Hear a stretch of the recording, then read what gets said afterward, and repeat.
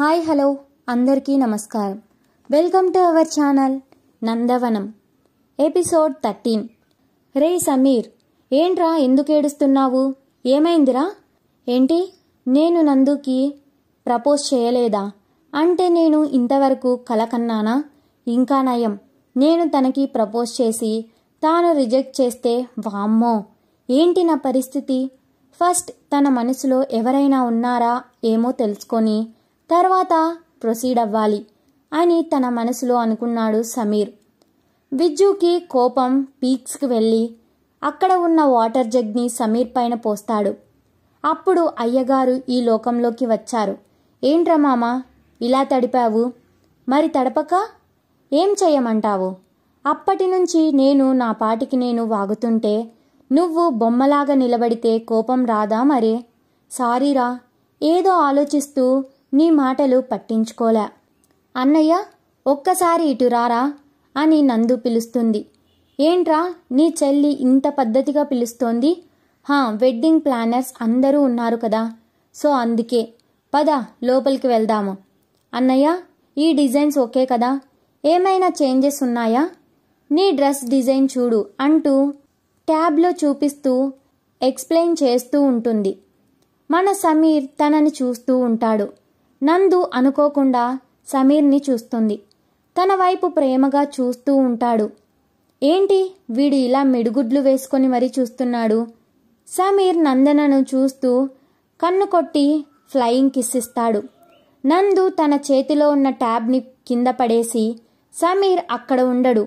ఏమైందిరా అని విజ్జు చేతిలోకి తీసుకొని, బాగా ఉన్నాయి, ఇంకా నీకు నచ్చిన డిజైన్ ఉంటే ఫిక్స్ చేయి. తనకి కాల్ వస్తుంది. చెప్పండి అనుకుంటూ తన రూంలోకి పోతాడు. మేడం, రేపటి ఫంక్షన్కి ఈ సెట్ ఓకేనా? వెడ్డింగ్ ప్లానర్ పిలవడంతో ఈ లోకంలోకి వచ్చి ఆ పనుల్లో మర్చిపోతుంది. ఇదంతా గోడచాటు నుంచి చూసిన సమీర్ నవ్వుకుంటూ, ఇది ట్రైలర్ మాత్రమే బంగారం. నా ప్రేమను చూపిస్తూనే నీ మనసు తెలుసుకొని నీ ప్రేమను గెలుచుకుంటాను. వసంత్ లక్ష్మి వచ్చేలోపు హాల్ మొత్తము చాలా అందంగా అలంకరించబడి ఉంటుంది. ఎంత బాగా చేశారో కదండి? అవును లక్ష్మి, దగ్గర ఉండి ఇలా చూసుకుంది ఎవరు మరి? నా బుజ్జి తల్లి కదా, అందుకే ఇంత అందంగా ఉంది. దాదా నన్ను తర్వాత పొగడొచ్చు, ముందు జ్యూస్ తీసుకొని రిలాక్స్ అవ్వండి. వాళ్ళకి జ్యూస్ ఇచ్చి స్నాక్స్ కూడా ఇస్తుంది. దాదా నీ కాలు కొంచెం ఈ టేబుల్ పైన పెట్టు అని చెప్పి తాను ఆయిల్ తీసుకొని మసాజ్ చేస్తూ ఉంటుంది. తల్లి, ఇంతసేపు ఈ పెళ్లి పనుల వల్ల అలసిపోయి ఉంటావు. అమ్మా మళ్ళీ ఇవన్నీ ఎందుకురా నీకు? దాదా మీకు ఇలా చేయడం నాకు ఎప్పటికీ బరువు కాదు. మీకు కనీసం ఇలా అయినా చేయడం నా బాధ్యత అని లక్ష్మి గారికి కూడా మసాజ్ చేస్తుంది.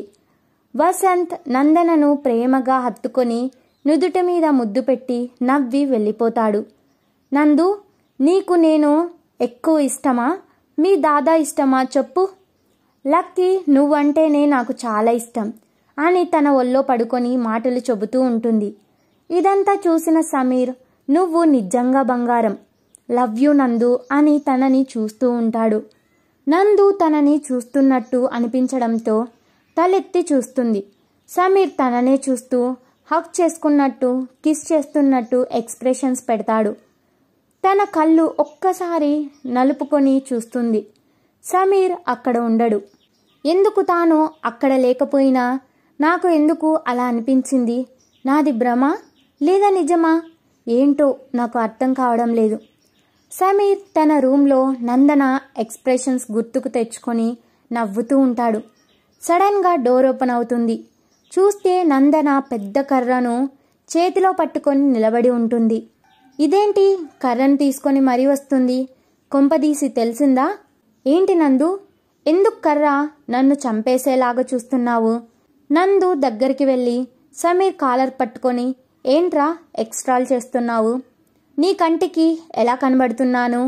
ఏంటి నాకు ఎలా తెలిసింది అని ఆలోచిస్తున్నావా? ఎందుకు నందు సమీర్ని అవాయిడ్ చేస్తుంది? Stories continue. Wait for the next episode. Subscribe to our channel. Thanks for watching.